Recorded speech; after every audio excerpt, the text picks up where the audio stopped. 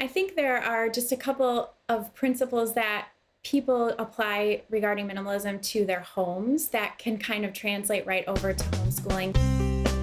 Hey everyone, this is Yvette Hampton. Welcome back to the Schoolhouse Rocked podcast. I am back with a new guest today. Her name is Ann Trost, and we are going to talk about minimalism and probably some other things along the way. But I'm so glad that she is with me today. I've had fun talking with her before we actually hit the record button. And you guys know that's one of my favorite things to do is to get to know new people and people that God is using in the homeschool world to bring encouragement to you and to me. So Ann is here to do that with us this week. But before we get started, I want to say thank you to our sponsor, BJU Press Homeschool. You guys know we talk about this all the time. No parent should homeschool alone. We need each other. You guys, we need each other as community, but we also need good curriculum to be successful in homeschooling our kids. And BJU Press Homeschool is here truly to help you. You guys really do have a God-given calling to bring up your child to love God and to honor him. And BJU Press exists to help you do exactly that. Visit their website at bjupresshomeschool.com or call 1-800-845-5731 to connect with one of their experienced homeschool consultants. They're amazing. I've talked to them myself. You will not regret it. Check them out, bjupresshomeschool.com. Well, Ann, welcome to the podcast. I'm so glad to have you here with me today. It's so fun getting to know just new people. And you said you're up in Michigan, right? Yes, we live in Michigan. Cold in Michigan. It is cold. It is cold. Do you have snow outside right now? We have a tiny remnant of snow, but it's very windy and cold today. So it's one or the other. Yikes. Yeah. Oh, Yeah. Every time I think of Michigan or, any of those northern states, I'm like, oh, it makes me cold just to think about it. So Yeah, come visit us in May through September and it's beautiful. Oh, yeah. One of these days, we've not made it to Michigan yet, but one of these days we will make it there, I'm certain. So, Yes. well, I'm excited because I'm getting to know you, and Ann is actually part of the upcoming Homegrown Generation Family Expo, which starts a week from today, you guys, March 6th. I cannot believe that it's already here. We've been months and months in planning, and so I'm really excited, Ann, that you're going to get to be part of that event. Did you by chance join us for the last one that we did in 2020? I did not. I was not able to make that one, but I'm really looking forward to this one. Yeah. Well, it's going to be fun. If you guys haven't signed up yet, go to homegrowngeneration.com. It is a live and interactive online conference that we do, and it's a ton of fun. We have an incredible speaker lineup this year. So every session we do is live, and we'll stream it live. And so you guys can interact. You can ask questions. You can make comments throughout the whole conference. So it's March 6th through 9th. It starts next week. It's 4 days of just fun, encouragement, and interaction with just our great speaker lineup. So join us for that, homegrowngeneration.com. And if you guys put in the code HG25, you'll get 25% off of the already super low price. Do I sound like an infomercial? Of only $35. So it's $35. But if you put in HG25 for homegrown 25, you'll get 25% off of that $35, which ends up being like $26 and some change. So join us for that, you guys. It's going to be a great week. Invite your friends to join us as well. Anyway, we're not here to talk about Homegrown Generation, but I do have my Homegrown Generation t-shirt on. I never wear t-shirts. People are probably looking at this going, what in the world is she wearing? And you can't see it because my microphone here, which way? I'll scoot this way. It says Homeschool Mama on it. Awesome. And we have a whole line of new apparel, Homegrown Generation and Schoolhouse Rocked apparel, mostly designed by my daughter, Brooklyn. So she designed this t-shirt, and you guys can find them on Amazon. We will actually put a link to all of our merch in the show notes so that you guys can sport your super cool Homegrown Generation and Schoolhouse Rocked apparel. It's really fun to have these. And this is a great way to support the Schoolhouse Rocked ministry, because for every purchase you make, of course, that really does go back to help support what we do. Anyway, we are here to talk about minimalism this week. Ann, welcome to the podcast. Tell us a little bit about you and your family. Thank you, Yvette. I'm so happy to be here. Hello, everybody. I'm Ann Trost, and I'm a former school teacher. I am married to Matt, who was the handsome teacher across the hall. When I was a teacher, we got married, and we taught together for 2 years. And then when I was pregnant with our first, we made the decision that I would be a stay-at-home mom. which was my childhood dream.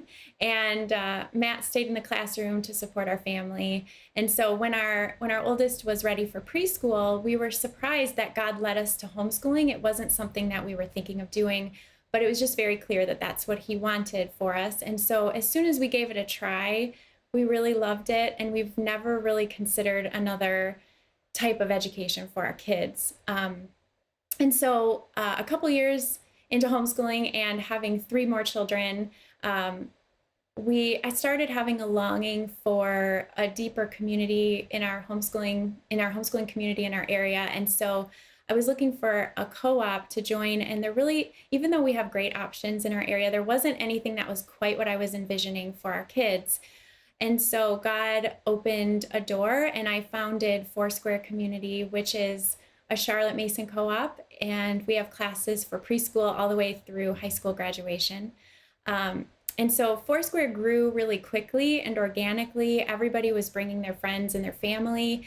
We outgrew our building and had to move. And so after a couple of years, Matt left the classroom and joined me. He partnered with me in leading Foursquare. And so one of my roles at Foursquare, it became our family's full-time ministry, and that's what we do together. And so one of my roles at Foursquare is creating the curriculum for our families. And in 2020, God led me to adapt that curriculum into With Outdoors, a Charlotte Mason curriculum. And that led me to creating a family Bible study. And so of all the work that I do, what I love most is homeschooling my four kids ages 9 through 16. And through homeschooling, I've really discovered biblical joy. And what I mean by that is it's not without challenges, and it is not always happy, but we have the joy of knowing we're right where God has placed us and that He's our strength. And watching my kids have roots down into Him and flourishing in who He made them to be is just such a beautiful experience. I'm so grateful to homeschool.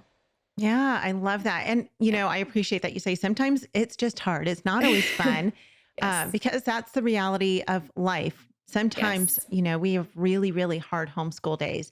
But overall, it is the greatest blessing that we could ever Yes. bestow upon our kids and our family and ourselves. And I wouldn't trade it for anything. And how fun that Yes. you and your husband met. That like it sounds like one of those Hallmark movies where you were teaching across the hall from each other, and your eyes met and sparks flew. And Yes, it that's is so a fun. great story. That's awesome. That's awesome. We're going to have to talk about that during one of the breaks because I want to Yes. hear more details Yeah. about that. Yeah. But you talked about being a Charlotte Mason homeschool mom. You lead a co-op, which is incredible. We need more people like yourself who are willing to just step up and say, you know what? There is not in my area the thing that I'm looking for. And so I'm just going to step out in faith. Of course, with prayer, trusting Yes. that if it's what the Lord's calling you to just step out. And it's scary, I'm sure, to do that. And you just Yes. wonder like, okay, is anybody going to come? How is this going to all work out? But what a blessing to see how the Lord has really blessed your obedience to Him to reach so many kids and so many families in your area. So I think that's amazing. I've talked before about how I wish that I had started kind of along the trail of Charlotte Mason. We kind of dabble in a little bit of everything. We do some textbook, we do some unit study type things, and we do some Charlotte Mason type stuff. But I love the Charlotte Mason method overall. And so one of the things that I know she talks a lot about is minimalism and how to incorporate minimalism into your homeschooling to make homeschooling more of a blessing instead of a burden for families who are home, because it can get really overwhelming. And so Yes. we are going to talk about minimalism today. And I know that you are one who's really kind of studied up on this. So talk with us just for a minute about what that even looks like. Like, how can we apply minimalism to our families, as homeschool families? Yeah. So, I mean, I think there are just a couple of principles that people apply regarding minimalism to their homes that can kind of translate right over to homeschooling. So, you hear a lot about determining your priorities and what is important to you. So, how can we apply that to homeschooling? I think that's the first step of minimalism to really have a successful application of that to your homeschool. And so Yeah. just identifying your priorities. For example, maybe you have extended family that speaks Spanish. And so a priority for you is to have a bilingual student at a young age so they can communicate well with their extended family. Well, then you know that having that in your homeschool curriculum is a priority. Or maybe you added Latin into your homeschool because you were so impressed with a friend of yours who did Latin in elementary school, and it turns out your child really doesn't connect with Latin and it's really hard every day. And so maybe you reevaluate and say, I added that in for this reason, but now I'm going to take it out. And so I think just looking at each subject that you have decided to include in your homeschool for your student, for each of your students, and deciding what are your priorities for them, for you, for your family. And then which subjects really need to be the skill subjects, those independent subjects where they're doing it on their own, and which subjects can you do as a family? And that takes all of that extra time out of your day to differentiate. And so what can you do together as a family? And so I would say that is the first step. And then eliminating the clutter. And so eliminating the clutter in that you're going through each subject that you're having and doing that, dividing out, but also eliminating clutter, things that are part of your curriculum that don't need to be there, that maybe are busy work. And so looking at each workbook that you've included and asking, what is this accomplishing? Is this truly valuable? Can this be done in a different way? Because workbooks are really great tools for classroom teachers.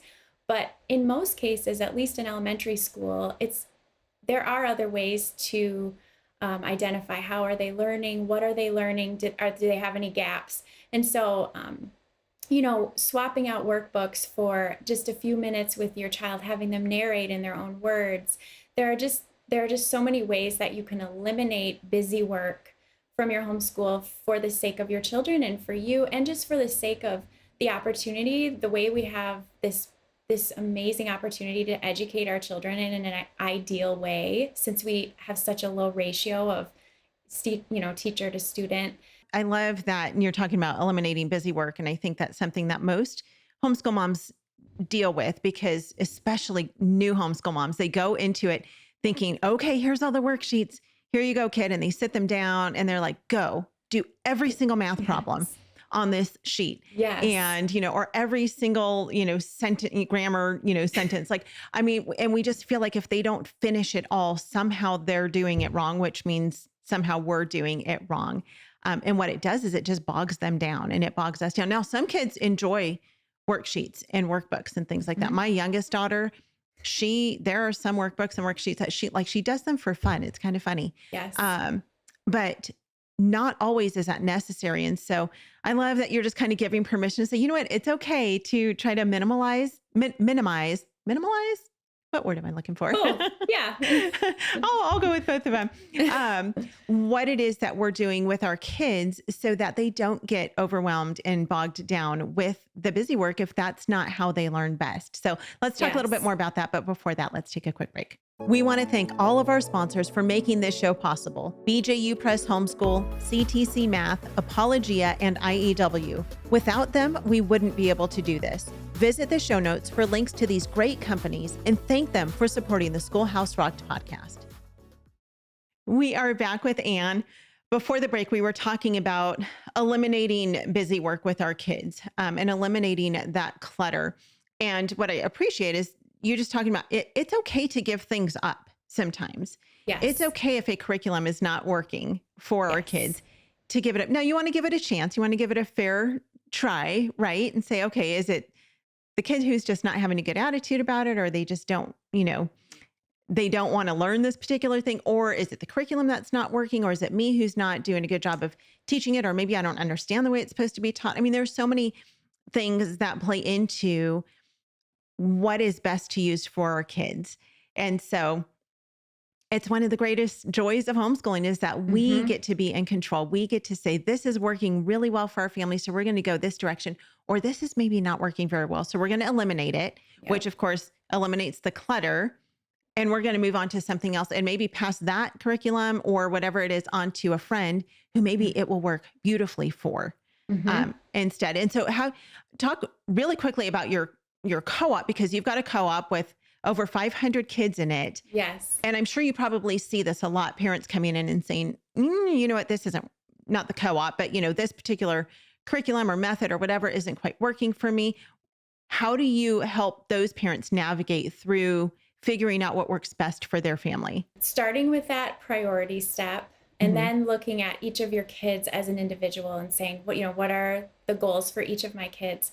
I think for me, it was a journey where I brought that classroom into my home, and my poor oldest child had a stack of workbooks, and I wanted him to do every single thing. And it was really hard for me to let a problem go undone in there. Even if I almost walked him through it, then we finished the workbook and we did kind of like what you were saying. And so that's why when I discovered Charlotte Mason and her model of education, it was so freeing for me. And I love to help other moms have confidence that that is a great education. It does not look like a classroom education in a lot of ways, because it's so much richer. And I think if people really believe that that can actually be a real education, they get very excited. And then they start to apply that, and their kids come alive and they start to learn things. And just the fruit of it is so good that it does catch on that way. Yeah. Love it. Okay. So you've got determined priorities, and we're talking through these principles of minimalism in our homeschooling. And so the first one, you talked about determining our priorities, which I think is fantastic and so important. You have to know your why, and you have to know where you're going. Yes. And then eliminating clutter. What would be your next point? So then I would say quality over quantity. I think sometimes, there are these little box set of books we can get our elementary students that are twaddle, just really kind of low quality language and writing. And so our kids could maybe read 10 books in the time that they could read one quality rich book. And I think really believing and seeing that that one quality book is more valuable than the 10, even though it looks like your child read more books for their library, thing that they fill out, how many books, right? And so I think just choosing the very best literature, or if you do art study, the very best art from the very best artists, and just really exposing your kids to the best of everything so that they crave more of that. And I think then they have good taste in what they're learning about. Yeah. So that's definitely a journey that I feel like every homeschool parent is on, of trying to figure out what is the best literature. And of course there's a range from, because you're talking kindergarten through 12th grade. Yeah. Where do you have a list? And I didn't see this on your website, but maybe you have something like this. Do you have a list somewhere where, how do you determine for your family what good literature is, and how do you find it?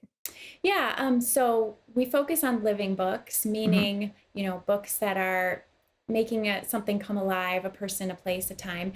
And so I have done a ton of research on different living books. You can find a lot of living books. Different people have put them together. So we do have some living book lists on our website. Okay. And just kind of the best that we've curated, and tried to sift through some of them. So yeah, there are more good living books than you could probably ever really get through. Oh yeah. So always more to read. Yes. Yeah. We'll put a link to that in the show notes then, because I always love links. Especially from people that I trust, because there's been times where I've gone on Pinterest and just looked, for a book list, and I'm like, these books are garbage. What are you talking about? I'm not reading these with my kids. Yes. So I always appreciate when trustworthy homeschool moms, Christian homeschool moms, provide good book lists. So I will definitely put a link to that in the show notes so that people can find those, and I'll check it out myself too. We're always looking for new stuff. Yes. And figuring out what else we can read. That's the next best thing. And I'll say, just kind of like with eliminating clutter with curriculum, we've done the same with books. My daughters and I were just reading through a book, and we got more than halfway through it.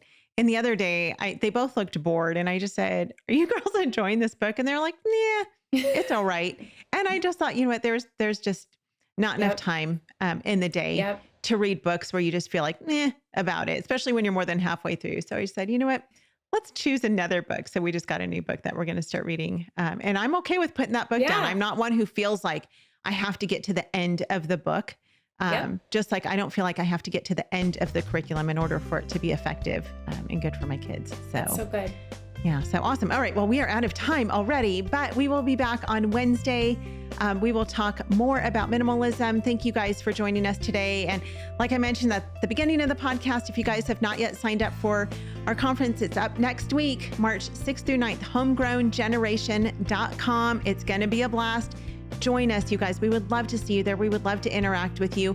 Ann will be speaking. What day are you speaking? I want to say Wednesday evening. Okay, that's what I thought. Wednesday evening. We've got the whole schedule on the website. So go to the website. You can see for your time zone what sessions are coming up at what time and who's speaking for each session. So join Ann and I for that conference next week. Homegrowngeneration.com and use the code HG25 to get 25% off your registration. Have a great rest of your day. We'll see you back here on Wednesday. Bye.